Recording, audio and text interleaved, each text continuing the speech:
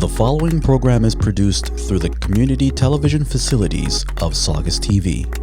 The opinions expressed do not necessarily represent the views of Saugus TV, its staff, board of directors, or underwriters.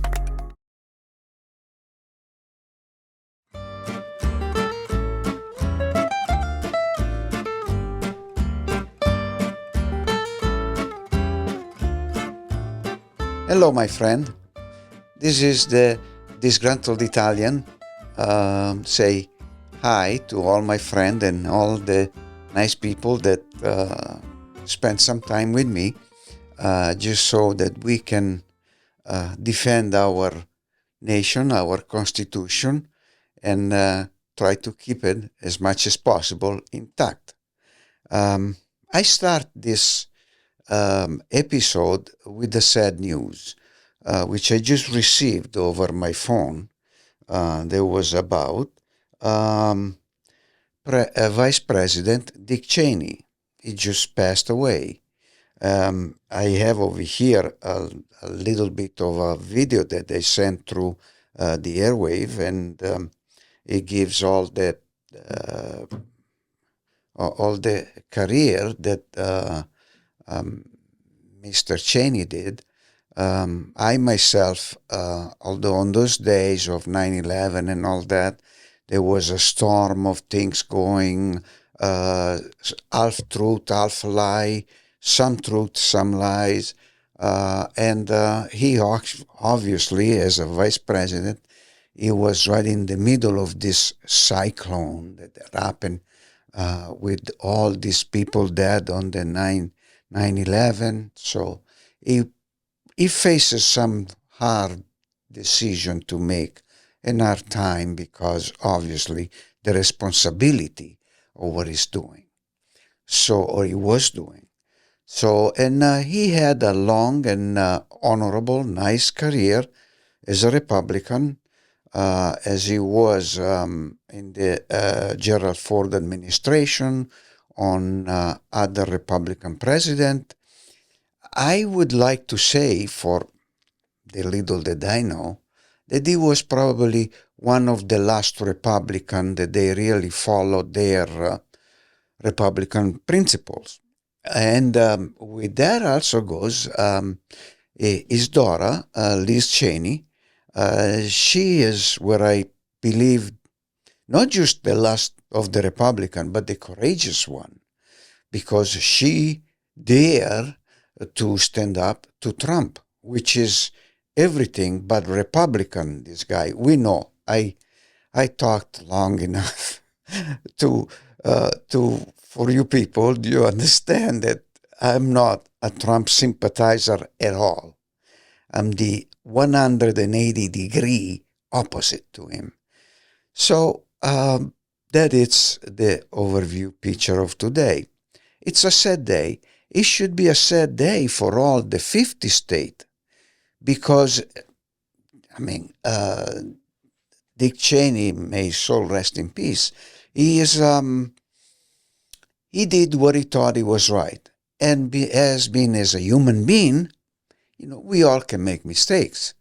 Well, because somebody make a mistake, they should be crossed out of, no. They have their experience. Their experience is valuable. It's like each individual have an experience through their life. And each individual, it's like a little encyclopedia. Okay, so if we could and pick out of those little encyclopedia one by one, we may all benefit out of that. Because I don't think there is a human being that can be labeled evil. That is not a human being. That's something else. So, having said that the battle of who's right and who's wrong and who's doing what, it gets a little bit more complicated, okay? Shouldn't be easy to begin with that, but nevertheless, it gets more complicated.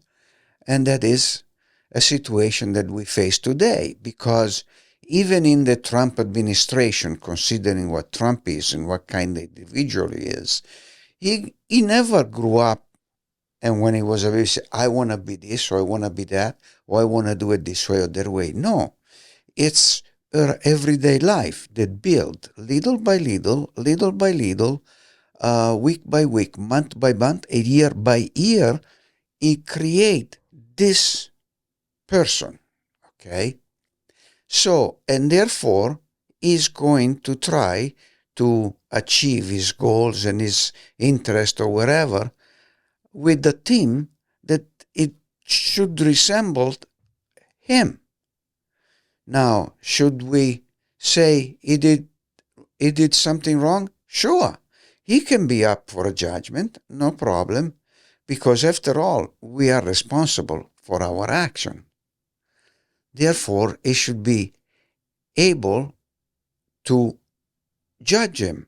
We should be, even though the Supreme Court tried to shield him as a president, we know a president is a human being, and an error made by a human being, even if he's a president, it should be taken up under a microscope and evaluate what it is, and then judged that person. And so that works for all, and I say all, these people that they work in his administration in good faith, in bad faith, or whatever, because we should look at the results of it, not only the intention. The intention are something, it's beyond or back of all the action that we make. Because, as we decide what the action is, okay, bottom line, in between the two parties who say this is a good action, good things done well, and the other party, they say, no, this create those problems. There is also the intention. And I think the intention, it's what it should be weighed heavily into the judgment. Because the intention is what a person's character is performing, it's sending the messages and all that. So that about Dick Cheney. My condolences to the family. Time goes by. I hope Liz Cheney goes back into the arena because she was what I dare say a good Republican. Like in my book, Eisenhower was another good Republican. And there were some of them, they're good Republicans. No ifs and buts about it. So, but starting from the days of the Tea Party until today, it seems like that the Republican with sinister intention are the one that they prevail. And that's not good. If I had the power, I will have no mercy for them because they knew what they did and they did it anyway. So that's about it. Now we get something over here that I will say it's like Mr. All right. I think and I hope that Mr. Zoran Mamdani, I'm sorry, I can't pronounce it right. Mamdani, he will win the election.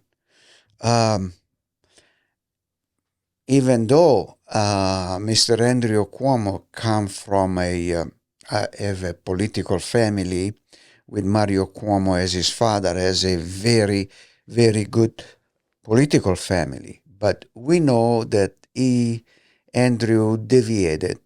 So even though he was a very worthy opponent at the time that Trump was president in his first term, my God, I have a hard time say president and Trump at the same time, but for the sake of communication, I have to. So Cuomo was Andrew was a very good opponent of Trump. Today, Trump is supporting him, And it's a note that is not in harmony with the rest of the symphony.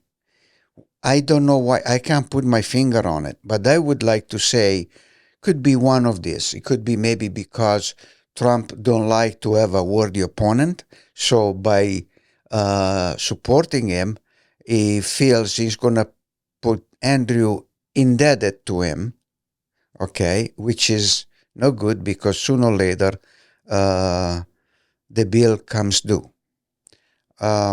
The other one is because he doesn't want to see Mamdani as a New York's mayor.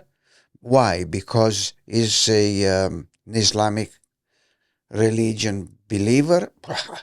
Well, this is a country where the freedom is number one, which we all have our own things.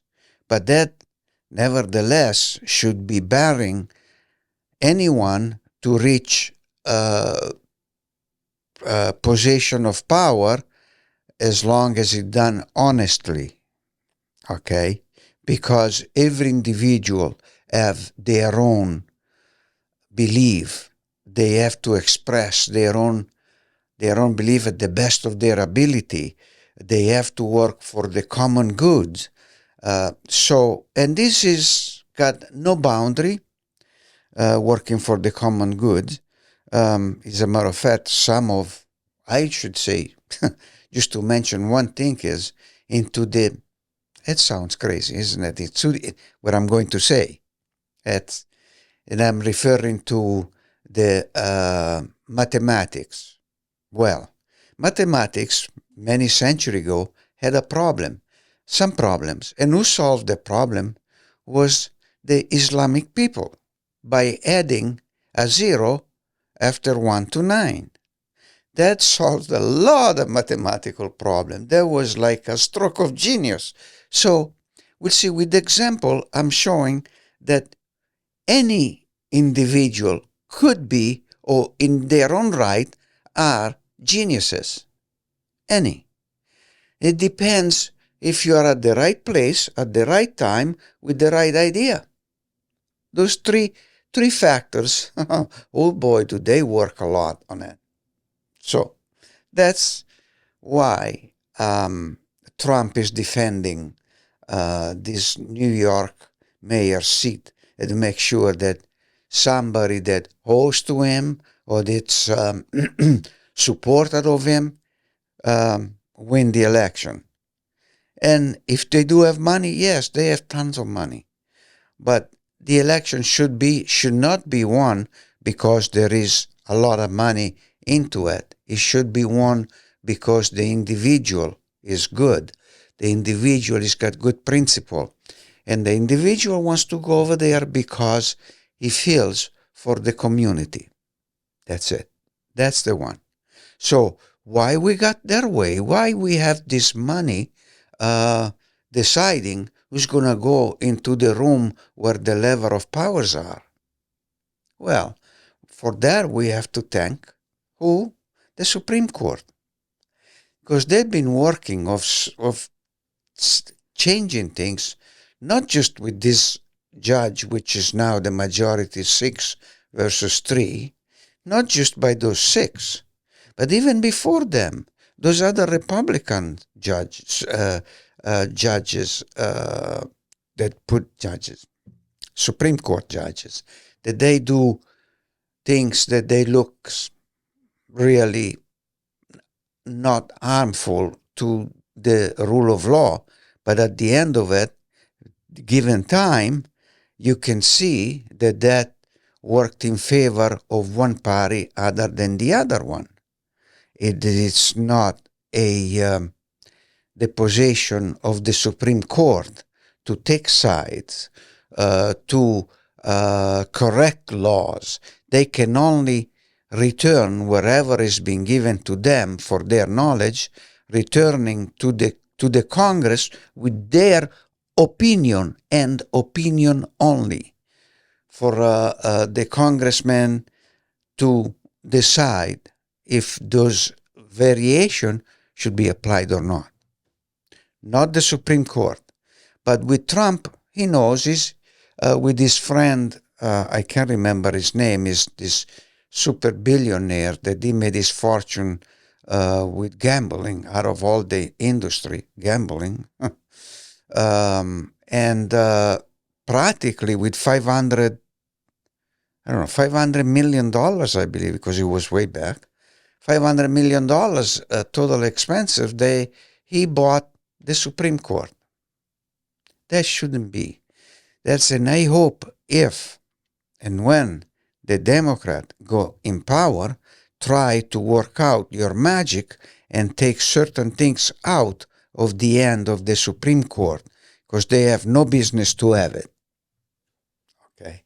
So, and that it's another, how should I say, another idea of mine, that I say we should have 13 Supreme Court judges and not 9, because 13, it's more difficult to try to have a supremacy of like 6 to 3. If they had 6 now, but they were 13, they wouldn't have a majority, okay? And also the judges, they can work back and forth. You know, the judges, if they cross the line and go on to the other party, the opposite party, that they have a different idea, that's a good thing to do. Discuss it. Make sure that there is no animosity amongst them. Make sure that they use their experience, their knowledge. That's our Supreme Court. Their job is theoretically simple. Practicality, not as simple. But it's good for us. It's good for us only because those things are going to be implemented.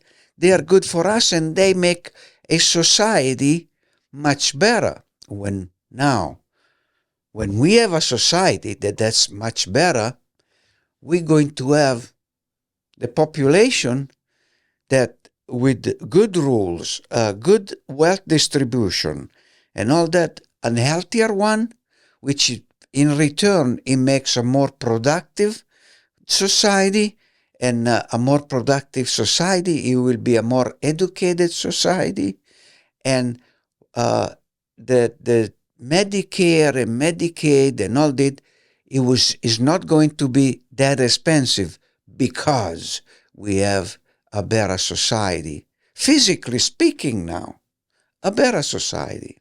The doctor will have a little bit less work. They will be more likely and prompted to research, try to win the war against cancer, or against muscular dystrophy, or against, there is a whole list of it. I'm not going to, the word that annoying you, it's not right.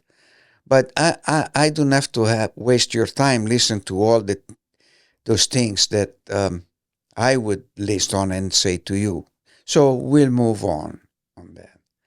So, and let's hope that this today's election is going to be a good and fair election, and is going to be, well, I have to say it, even if I am an independent, meaning stay in line with my thought, I still I lean more to the Democrat. And I hope they win. I hope they win. Why? Because they at least say what they want to do, versus the Republican, that they are murky, don't say anything. Well, how good is that if I have to vote for a person that I don't know what he or she is going to do? No, I'm not voting for that. I'm voting for the one to say, I'm doing this stuff. And I say, okay, I'm going to vote for you. And if it's not, I'm going to try to get in touch with them and say, hey, you say you're going to do this, but that's not quite right. So, and then from a conversation, it will come whatever result it is. So the important thing is we'll talk. even if it sometimes seems like a waste of time. It's never, never, never a waste of time. That's important. So, and for today's podcast, see, I didn't get disgruntled. I didn't get mad. Don't need to. I would like to say thank you for all my friends that we spend those few minutes together. I love you guys. I hope you spread the word.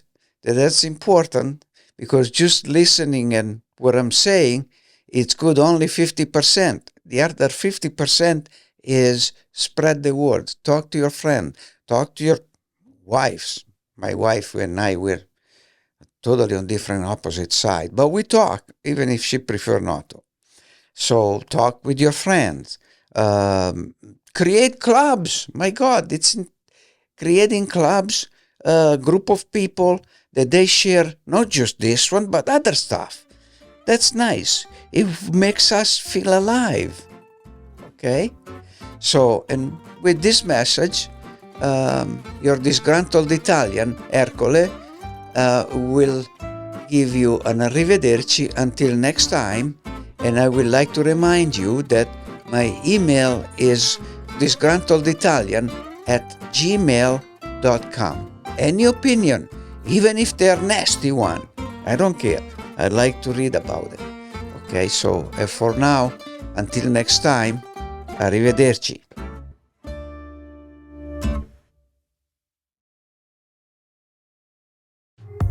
The preceding program was produced through the community television facilities of Saugus TV. The opinions expressed do not necessarily represent the views of Saugus TV, its staff, board of directors, or underwriters.